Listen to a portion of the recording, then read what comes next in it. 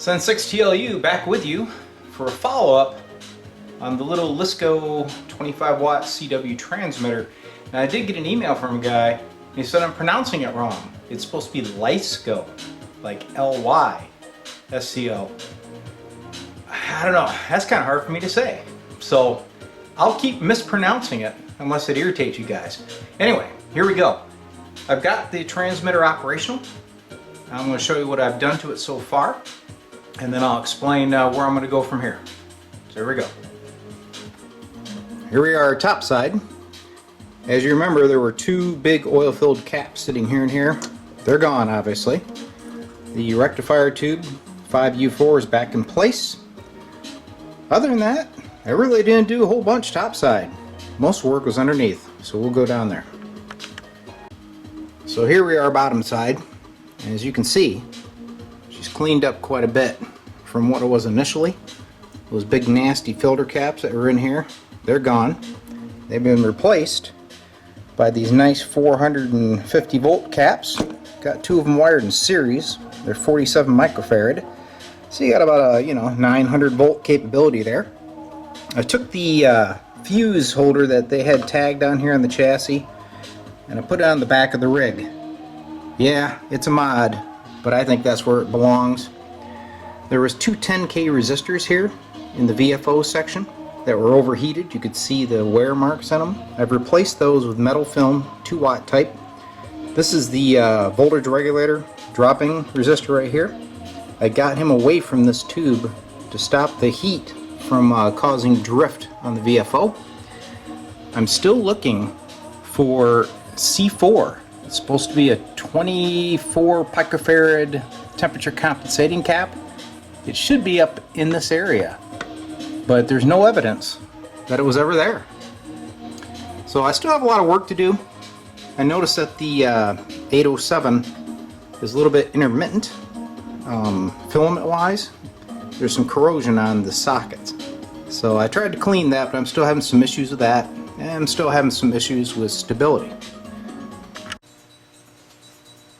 So there's a few other things I want to point out which are kind of strange about this transmitter. There's these two binding posts on the back, and that's actually tying the high voltage into the 807 little cavity. So there's 500 volts right here. That's kind of dangerous. I'm not a big fan of that, so I'm probably going to move that internally and get that out of there. The other thing I don't like is the plate meter is actually in series with the high voltage going to the 807. So it's 150 milliamp meter movement, and the high voltage goes from the bottom of the radio all the way up through this harness, through the meter, back down into the 807. That's insane. I'd like to put a shunt in there. So that's probably another thing I'm going to experiment with. The other thing that this transmitter really needs is a way to go into transmit mode, not just hit the key. So it'd be nice to add a function switch for transmit or spot, and have that activate a relay that would do the switching, plus give you a switched 115 on the back for a TR switch. Lots to do, but I'm having fun with it. So now let's go out to my radio bench. We'll hook her up, see what it sounds like so far.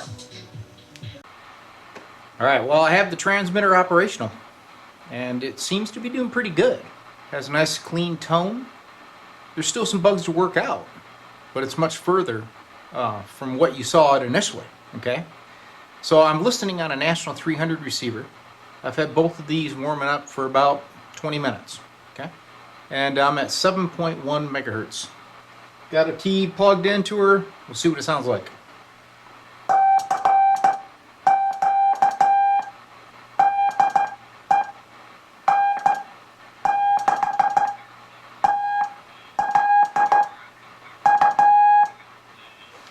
Not too bad. Still a little bit of drift. I found that the temperature compensation capacitor, called C4, is not present. I still don't know where that cap goes.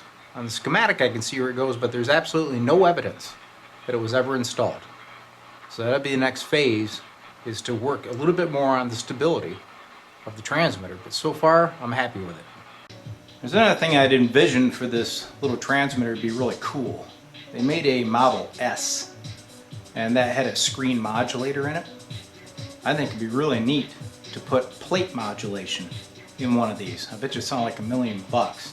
Still got the hole here where the mystery switch was. I removed that and right now it's still a hole. So maybe that's where I could put a function switch to go AM or CW operation. What do you guys think? Would that be a butcher job or would it be worth doing on something like this? Let me know. Hope you enjoyed the video.